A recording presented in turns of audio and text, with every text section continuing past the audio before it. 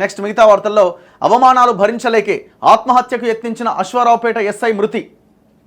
మరణ వార్త విని గుండెపోటుతో మేనత్త కన్నుమూత. ఇంత దారుణం చూడండి. కుటుంబమే ఆగమైపోయింది. పై అధికారి సిబ్బందిపై చేసిన ఆరోపణల వీడియో వైరల్.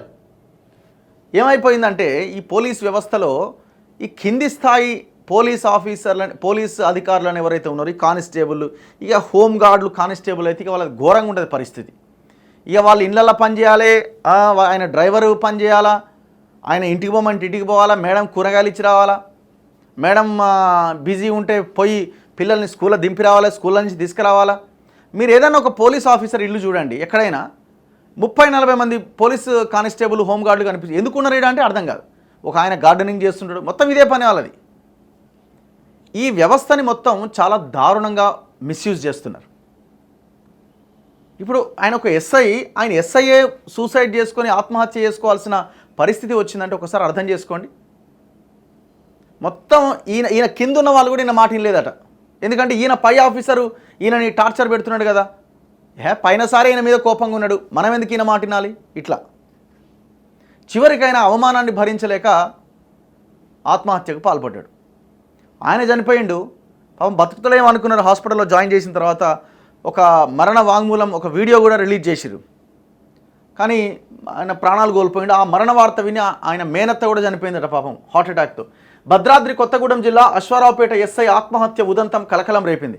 గత నెల 30వ తేదీన రాత్రి మహబాద్లో పురుగుల మందు తాగి ఆత్మహత్యకు యత్నించిన ఎస్ఐ శ్రీను చికిత్స పొందుతూ శనివారం అర్ధరాత్రి దాటాక మృతి చెందారు. నిన్న వీళ్ళు ఎక్కడ అయినది వరంగల్ జిల్లా నల్లబెల్లి మండలం నారక్కపేట. అక్కడ ఉన్న జాతీయ రహదారి మీద ధర్నా చేస్తున్నారంతా దళిత గిరిజన సంఘాల నాయకులు, కుటుంబ సభ్యులు. తన భర్త మృతికి సిఐ జితేందర్ రెడ్డి, కానిస్టేబుల్ శేఖర్, సన్యాసి నాయుడు, సుభాని, శివనాగరాజులే కారణమని ఎస్ఐ భార్య కృష్ణవేణి హైదరాబాద్ మలక్పేట్ పోలీస్ స్టేషన్లో ఫిర్యాదు చేయడం, చికిత్స పొందే సమయంలో శ్రీను తనకు ఎదురైన అనుభవాలను కుటుంబ సభ్యులతో పంచుకున్న వీడియో సామాజిక మాధ్యమాల్లో వైరల్ కావడం చర్చనీయాంశమైంది. వారం కిందట ఆత్మహత్యకు యత్నించిన ఎస్ఐని ప్రాథమిక చికిత్స అనంతరం వరంగల్ ఎంజీఎంకు, అక్కడి నుంచి హైదరాబాద్లోని ఒక కార్పొరేట్ ఆసుపత్రికి తరలించారు. చికిత్స పొందుతూ కన్నుమూశారు శ్రీను మరణ వార్త తెలియగానే ఆయన మేనత్త వరంగల్ జిల్లా దుగ్గొండి మండలం నాచినపల్లికి చెందిన రాజమ్మ గుండెపోటుతో కన్నుమూశారు. వరంగల్ జిల్లా నల్లబెల్లి మండలం నారక్కపేటకు చెందిన శ్రీను 2014 బ్యాచ్కు చెందినవారు.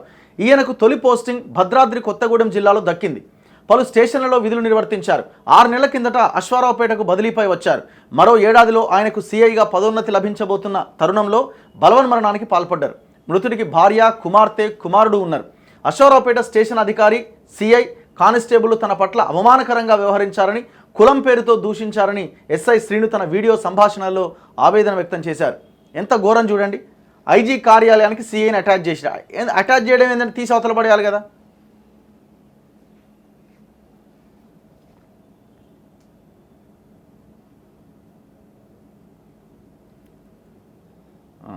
కానిస్టేబుల్ సన్యాసి నాయుడు, శేఖర్, సుభాని, శివనాగరాజు, నాగలక్ష్మిలు కంప్యూటర్ వర్క్ రికార్డులు రాస్తూ ఉంటారట.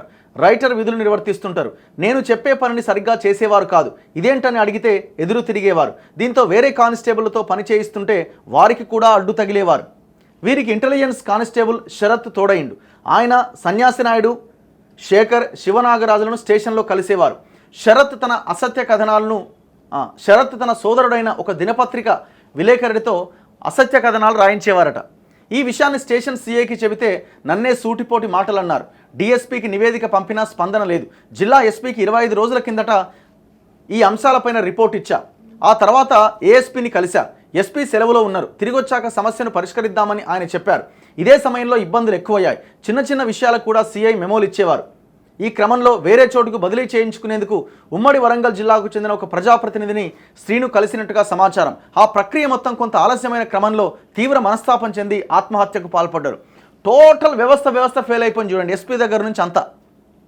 ఇప్పుడు మీ ఆఫీసర్ మీద, ఆయన పైన ఉన్న ఒక ఆఫీసరు ఆయన మీద ఆధిపత్యం చెలాయిస్తున్నప్పుడు, ఆయన అవమానిస్తున్నప్పుడు ఎంతసేపు అండి ఎస్పీకి? ఈయన కంప్లైంట్ ఇవ్వగానే ఫోన్ చేసి సిఐకి ఏమాయా ఎక్కువ తక్కువ చేస్తున్నావా, సైలెంట్గా ఉండొచ్చు అని చెప్పొచ్చు కదా. లేదా అసలు ఏం జరిగిందని ఒక్క ఫోన్ చేస్తే ఆయన సైలెంట్ అయిపోతాడు కదా. డిఎస్పీ పోయింది, ఎస్పీ పోయింది, ఆడో రాజకీయ నాయకుని కలిసి అది పోయింది. ఆయన ఏం చేయాలని అర్థం కాక చనిపోవాలని డిసైడ్ అయిపోయింది. పాపం ఆయన ఆలోచించలేదు, ఇద్దరు పిల్లలు ఉన్నారన్న విషయాన్ని పక్కన పెట్టేసిండు. అది కూడా దుర్మార్గమే. ఐజీ కార్యాలయానికి సిఐని అటాచ్ చేసిరట.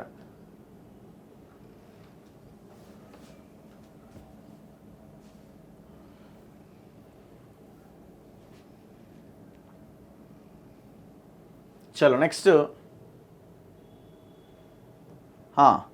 నిన్న రైతు కుటుంబానికి ప్రభుత్వ అండ, ఆత్మహత్య ఘటనపై నిష్పాక్షిక విచారణ భట్టి విక్రమార్క.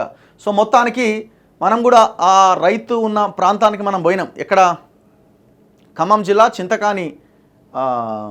చింతకాని మండలం ప్రొద్దుటూరు అన్న గ్రామంలో రైతు ప్రభాకర్ ఆత్మహత్యకు పాల్పడ్డాడు. ఈ ఆత్మహత్య వెనుక చాలా అనుమానాలు ఉన్నాయి.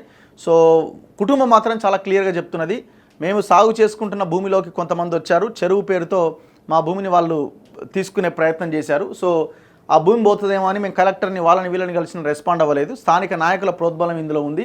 సో నా కొడుకు అందుకే చచ్చిపోయిండని. కొంతమంది ఏమంటారంటే అది కావాలని ఇద్దరి నాయకుల ఆధిపత్య పోరులో భాగంగా ఆయన ప్రాణం తీసిందని కొంతమంది మాట్లాడుతున్నారు. సో మనం అక్కడికి వెళ్ళి మాట్లాడి వచ్చినాం. మనం ఏమి ఒక్క వర్షం తీసుకొని మాట్లాడే ఆ ఫ్యామిలీతో మాట్లాడినాం, అక్కడ ఉన్న మత్స్యశాఖ సంఘం సభ్యులతో మాట్లాడినాం. ఎవరైతే పాపం ఆ సంఘంలో ఉన్న సభ్యులను కూడా తీసుకుపోయి జైలు వేసిరో వాళ్ళ ఫ్యామిలీ మెంబర్స్తో కూడా మనం మాట్లాడినాం. వాళ్ళంతా పేద కుటుంబాలంతా. అసలు ఇక్కడ ఏం జరిగిందన్నది పోలీసులు చెప్పాలి. ఇంతవరకు ఎస్పీ ప్రెస్ మీట్ లేదు. అసలు ఏం జరిగిందన్న దానికి సంబంధించి ఒక ప్రెస్ మీట్ పెట్టి చెప్పొచ్చు కదా వాస్తవాలు ఇది జరిగిందని. నిన్న కూడా మనం డిమాండ్ చేసినాం, భట్టి విక్రమార్క ఎందుకు పోతలేడు? సొంత నియోజకవర్గం మధిర, ఆయన నియోజకవర్గమే, ఇప్పటికి కూడా కుటుంబాన్ని ఎందుకు పరామర్శిస్తలేడని. ఇక ఇష్టం వచ్చినట్టు మాట్లాడుతున్నారు. మీరు కాంగ్రెస్కి అనుకూలంగా మాట్లాడుతున్నారు, ఆ రైతు ఆత్మహత్య కాదంటున్నారు. ఎవరు కాదన్నారు? వాస్తవాలేంటో బయట పెట్టాలని మేము అడుగుతున్నాం. ఏది వాస్తవం ఏది అవాస్తవం, జరుగుతున్న ప్రచారం తప్పు అనో జరుగుతున్న ప్రచారం కరెక్ట్ అనో ఎట్లా తెలవాలా? ఎంక్వైరీ చేస్తే తెలుస్తుంది. గ్రౌండ్కి వెళ్ళి వాస్తవాన్ని ముందు పెట్టే ప్రయత్నం చేసినాం. నేను ఎక్కడ స్టేట్మెంట్స్